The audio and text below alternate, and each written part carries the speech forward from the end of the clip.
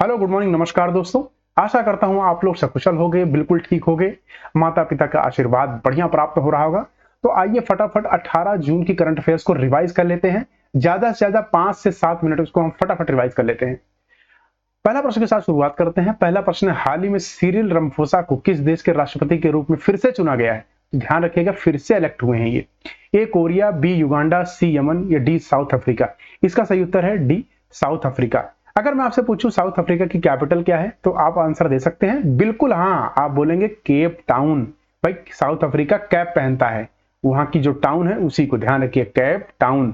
तो इनको भी री इलेक्ट किया गया है, ध्यान रखिएगा। वहीं एक चीज और बहुत ध्यान रखिएगा कि ट्रॉपिक ऑफ कैप्रिकॉन कहां से पास होती है? इसी के ऊपर से, ये ध्यान रखिएगा, ट्रॉपिक ऑफ कैप्रिकॉन, जो कि कहां पड़ता है? सदर्न हेमिस्फेयर में। ठीक है, नॉर्दर्न हेमिस्फेयर में ट्रॉपिक ऑफ कैंसर पड़ता है, ये आपको ध्यान रखना है। आइए अगला प्रश्न देखते हैं। अगला प्रश्न है, हाल ही में किस देश में युवा सांसदों का 8वां वैश्विक सम्मेलन आयोजित किया गया? ए इजिप्ट, बी ईरान, सी यमन या डी उज्बेकिस्तान। तो ध्यान रखिएगा, हाल ही में इजिप्ट में यह 8वां वैश्विक सम्मेलन आयोजित किया गया। अगर मैं पूछूं इजिप्ट की कैपिटल क्या है तो आप लोग बता दोगे आराम से, कायरो है बोलोगे सर। कायर नहीं, कायरो। इजिप्ट है कायर, इसी से याद रहेगा कायरो, ये ध्यान रखिएगा। इसी के साथ ये देखिए इजिप्ट का मैप। अगर आप इजिप्ट के मैप को देखेंगे तो किसके साथ है? तो इजराइल इसका पड़ोसी देश नहीं, इजराइल ये वाला है पार्ट मेरे भाइयों, ये आपको ध्यान रखना है। वही अगर कई बार प्रश्न आ जाता है इजराइल के साथ साथ कौन सी बाउंड्री टच करती है, तो ध्यान रखिएगा सीरिया, लेबनान और जॉर्डन, ये आपको ध्यान रखना है। वहीं इजिप्ट की बात करें तो ये है इजिप्ट अपना, ठीक है, इजिप्ट जो कि यहां पर भूमध्य सागर मतलब मेडिटेरियन सी और यहां से रेड सी दोनों को टच करता है, आपको ध्यान रखना है। उसे सूडान और लिबिया इसको यहां से टच करते हैं तो बाउंड्री से। अच्छा, इसको क्या कहते हैं कमेंट बॉक्स में बताइए, मैं बोलूंगा नहीं, इसको क्या कहते हैं? इसको कमेंट बॉक्स में बताइए, ये इसको क्या कहते हैं। और इसको तो आपको पता ही होगा, बहुत ही इंपॉर्टेंट है, क्या कहते हैं?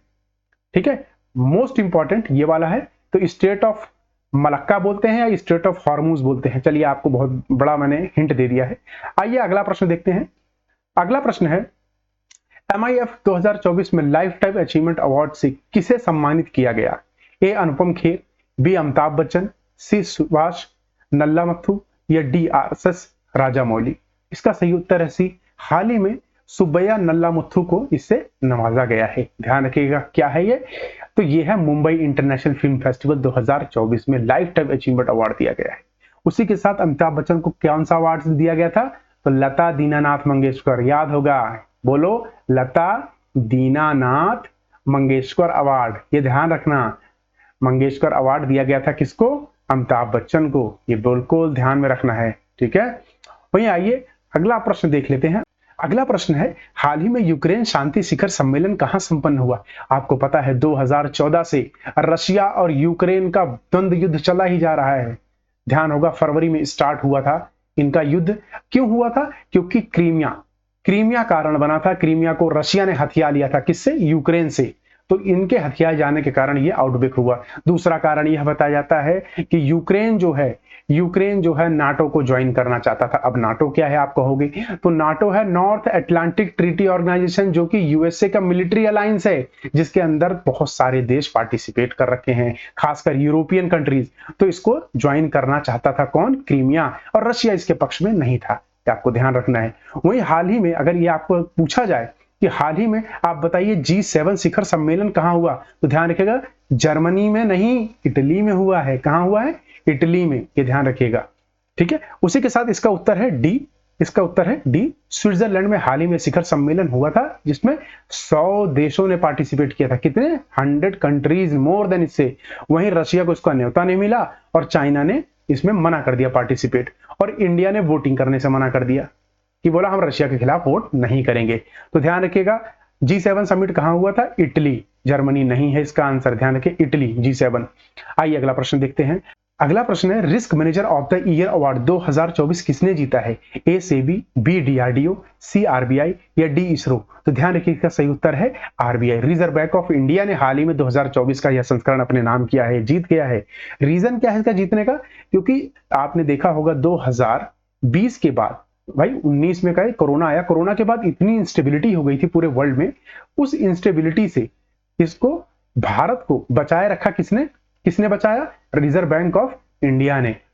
तो इनके बचाए जाने के कारण इनको यह अवार्ड दिया गया है, क्योंकि इनकी जो मैनेजमेंट पॉलिसी थी, मॉनेटरी पॉलिसी कमेटी जो थी, वो बहुत अच्छा काम करती, जिसके हेड कौन थे?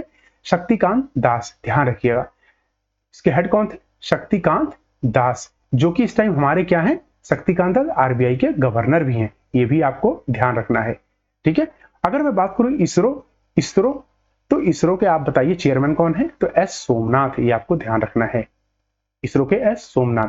अच्छा, आप बताइए इसरो का फॉर्म कब हुआ था, कब बनी थी इसरो, फॉर्म्ड कब हुई थी?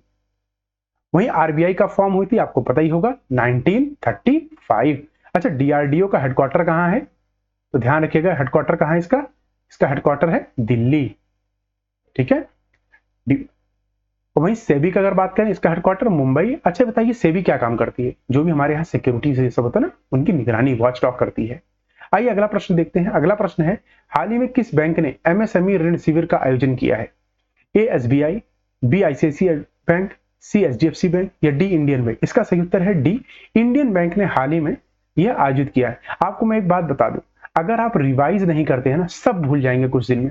मैं सच बता रहा हूं, आप मत पढ़िए, मैं ये नहीं कह रहा हूं। आपने कोई वीडियो देखी होगी आज से 2 दिन पहले, आप उसके 10 प्रश्न आप निकाल के देख लीजिए। अगर आप सभी प्रश्नों के उत्तर जानते होंगे ना, तो मैं मुझे कमेंट कर देना, मैं पढ़ाना बंद कर दूंगा। नहीं जानेंगे, मैं गारंटी दे रहा हूं।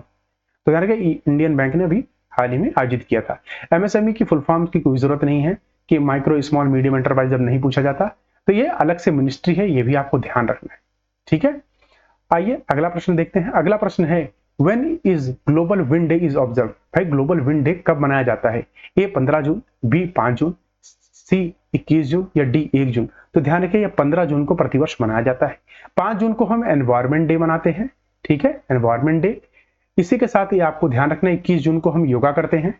ठीक है, 1 जून को हम क्या करते हैं? आप बताइए, आलू खाते हो या क्या करते हो? 1 जून को हम क्या करते हैं? आप कमेंट करिए।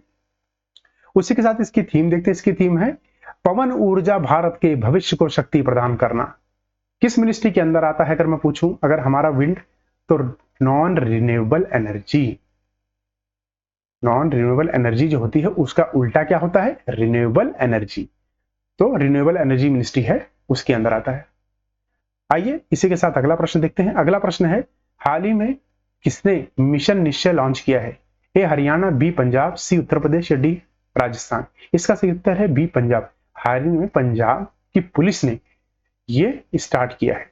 तो ध्यान रखिए, पंजाब पुलिस ने स्टार्ट किया। क्यों? ड्रग्स तस्करों के लिए, जो ड्रग्स की तस्करी हो रही है उसको रोकने के लिए, ये आपको ध्यान रखना है। पंजाब की कैपिटल क्या है? चंडीगढ़, ये भी आपको ध्यान रखना है। ठीक है, चंडीगढ़ है। अगर मैं कहूं इसके सीएम कौन है, तो आप बताइए हमारे सरदार जी का क्या नाम है? आइए अगला प्रश्न देखते हैं। वहीं ये ध्यान रखिएगा अगला प्रश्न के साथ साथ कि मालाबार नदी महोत्सव 2024 भारत के किस राज्य में आयोजित किया जाएगा? ए मुंबई, बी केरला, सी आंध्र प्रदेश, डी गोवा? इसका सही उत्तर है बी केरला। केरला में यह आयोजित किया जाएगा, मालाबार रिवर फेस्टिवल 2024 का, ये आपको ध्यान रखना है। वहीं एक चीज और आपको ध्यान रखना है कि मालाबार रिवर फेस्टिवल 2024 का आयोजन Kerala adventure tourism promotion society द्वारा किया जाएगा, ना कि भारत सरकार द्वारा। ये आपको बिल्कुल दिमाग में बिठा लेना। वहीं अगर मैं कहूं केरल की कैपिटल क्या है? तिरुवनंतपुरम है। और केरल के सीएम कौन है? तो पिनराई विजयन, ये आपको ध्यान रखना है। इसी के साथ यह संस्करण पूरा हुआ। डेली रिवीजन करते रहिए और अपना ख्याल रखिए। धन्यवाद।